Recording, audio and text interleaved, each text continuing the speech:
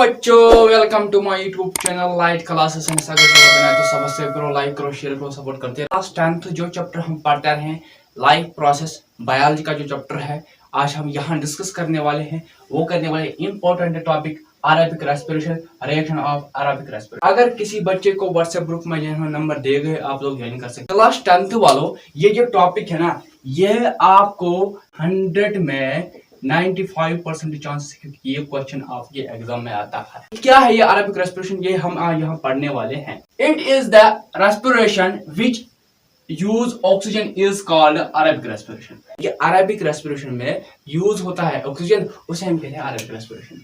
It is released energy 38 ATP। Arabic respiration में कितनी energy release होती है? 38 ATP एनर्जी रिलीज होती है। कितनी एनर्जी रिलीज होती है? यहाँ पे 38 ATP रिलीज होती है। आपको ये 11th और 12th में पढ़ना है ATP, इसकी पूरी थ्योरी वहां पे आप पढ़ोगे। It is occurs in cytoplasm and mitochondria. Arabic respiration कहाँ होती है?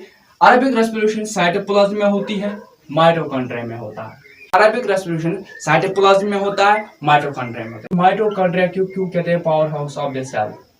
कोई कह सकता है रीजन क्या है? कुछ बच्चे ऐसे हो गए, जब टीचर पढ़ाते थे ना, तो मैं ये सोचता था power house of the cell, हमारे अंदर भी एक छोटी सी बल्ब लगा हुआ होता है जिसे कहते हैं माइटोकॉन्ड्रिया। बहुत सारे ऐसे स्टूडेंट हो गए, 6th से 7th बच्चे हो गए, वो समझिएगा जो माइटोकॉन्ड्रिया इसे कहते हैं power house of the cell. क्यों कहते हैं? क्योंकि ये हमारे बॉडी में इलेक्ट्रिसिटी को ट्रांसफर कर रहे हैं। आपको 11th और 12th में पढ़ना ये पॉइंट। माइटोकॉन्ड्रिया जो है, इसे क्यों कहते हैं power house of the cell? क्योंकि इसमें सेलुलर रेस्पिरेशन होती है, एनर्जी इसी में रिलीज हो जाती है। लिविंग ऑर्गेनिज्म जो होते हैं ना, उसमें ही अरेबिक रेस्पिरेशन होती है। यही माइटोकॉन्ड्रिया इनमें होता है। माइटोकॉन्ड्रिया को क्यों कहते हैं पावर ऑफ द सेल? क्योंकि इसमें सेलुलर रेस्पिरेशन होती है, वहीं से ये एनर्जी को रिलीज कर देता है, इसीलिए उसे कहते हैं पावर ऑफ द सेल। किसको कहते हैं? माइटोकॉन्ड्रिया। जब एनर्जी वहां से रिलीज होती है, वो होती है हमारे यूज किसमें? वर्क में। मैंने कहा 11th और 12th में आपको पूरी थ्योरी के साथ पढ़ना होगा, आपको 9th में पढ़ना होगा, आपको 8th में पढ़ना होगा। It is complete break down of glucose take place. Aerobic respiration में ग्लूकोज कंप्लीटली से ब्रेक डाउन होता है, खत्म होता है। इट इज एंड प्रोडक्ट और CO2 वाटर। अरेबिक रेस्पिरेशन में दो प्रोडक्ट एंड प्रोडक्ट होते हैं। कौन कौन से? CO2 कार्बन डाइऑक्साइड और वाटर H2O। यही दो प्रोडक्ट एंड प्रोडक्ट होते हैं अरेबिक रेस्पिरेशन में। Reaction of Arabic respiration.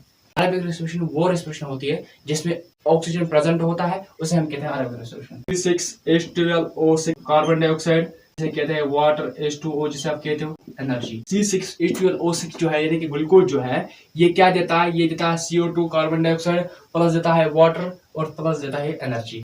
Oxygen की मौजूद में ये रिएक्शन होती है। जहां ऑक्सीजन मौजूद होगा या जब ऑक्सीजन मौजूद होगा तब ये रिएक्शन होगी।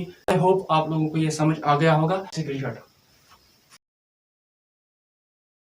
थोड़ी इन्फॉर्मेशन ये है, वो हम यहाँ डिस्कस नहीं कर पाएंगे, वो हम नेक्स्ट वीडियो में लाएंगे। तब तक मेरे चैनल को आप सब्सक्राइब करो, लाइक करो, शेयर करो, सपोर्ट करो।